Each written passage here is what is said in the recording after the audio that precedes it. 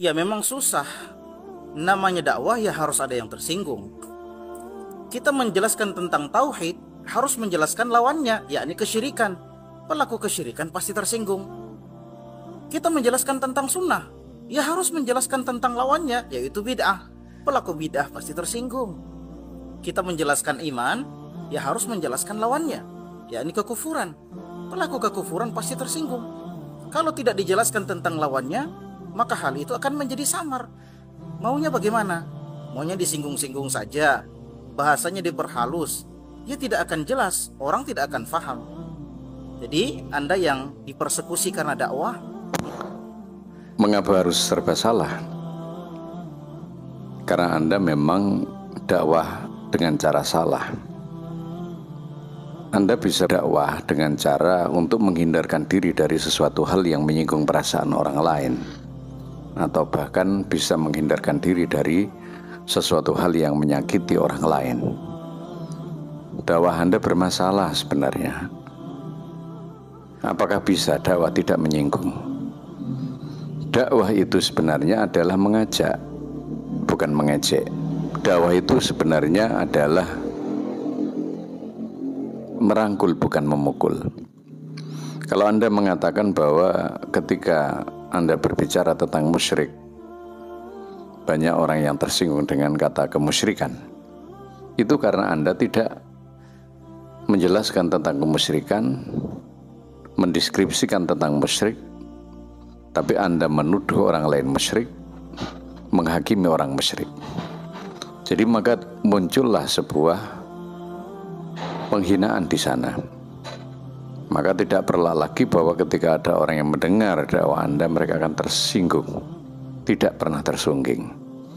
Yang kedua adalah ketika Anda berbicara kafir, Anda menuduh kafir. Anda tidak mendeskripsikan, memberikan pembelajaran apakah kafir itu, tapi Anda menghakimi orang kafir. Lalu bid'ah juga begitu. Anda tidak membeberkan tentang bid'ah karena Anda gagal paham tentang bid'ah. Lalu Anda menuduh kesana kemari tentang bahwa orang lain itu melakukan pembid'ahan, kebid'ahan dan lain sebagainya, karena didasari dengan amalan yang semuanya mulai dari kemusyrikan, pengkafiran dan pembid'ahan itu karena tidak sama dengan perilaku Anda. Jadi Anda tidak pernah bertanya dulu, apa sih yang mendasari amaliyah orang lain, lalu Anda langsung memberikan vonis kepada mereka.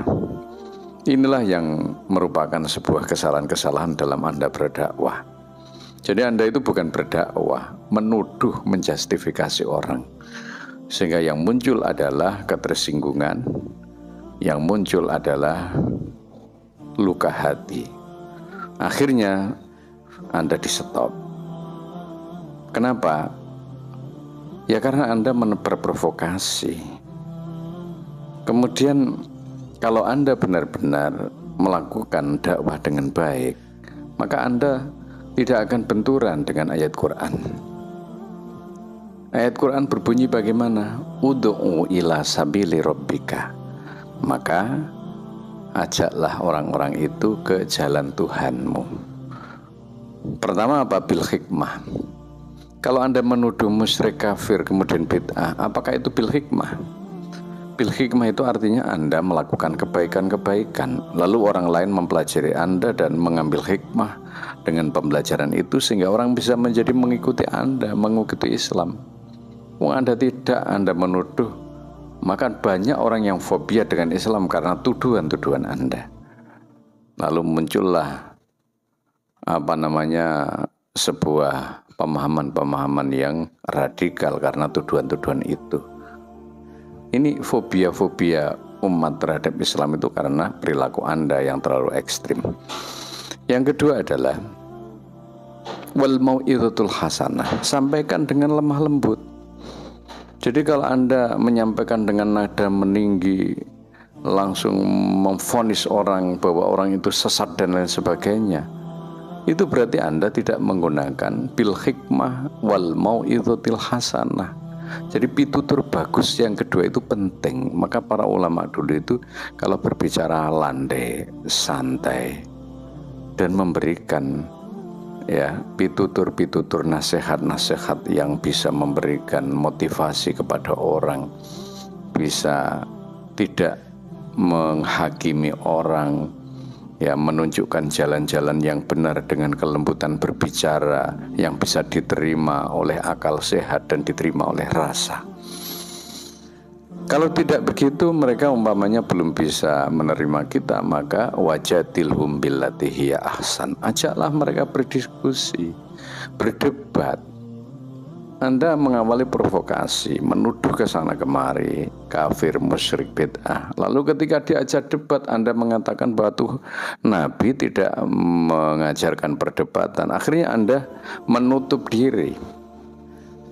Lalu Anda dalam satu sisi menuduh orang untuk kejelekan, dalam satu sisi menutup supaya orang lain tidak berdebat dengan Anda dengan menggunakan kitab suci, dengan menggunakan hadis Nabi. Ini kan sangat membagongkan.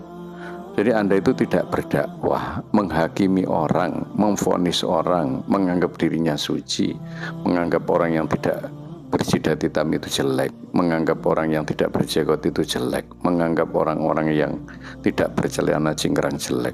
Artinya bahwa ada persoalan dalam dakwah Anda. Anda bisa berdakwah dengan cara kitab suci dan ala Rasulullah dengan etika dan akhlak yang baik, seperti halnya yang disampaikan Allah kepada Rasulullah, wa innaka la'ala khuluqin azim. Engkau Muhammad, Nabi Muhammad adalah punya etika dan akhlak yang mulia. Jadi jangan sampai ada framing bahwa ketika Anda dihentikan itu adalah dihentikan dakwah Anda dan itu resiko dakwah Anda. Tapi rasakan bahwa ketika Anda dihentikan itu adalah menghentikan provokasi dan pembid'ahan serta tuduhan Anda kepada orang lain supaya tidak menular orang lain. Jadi ini harus dipahami. Wallahu a'lam bishawab.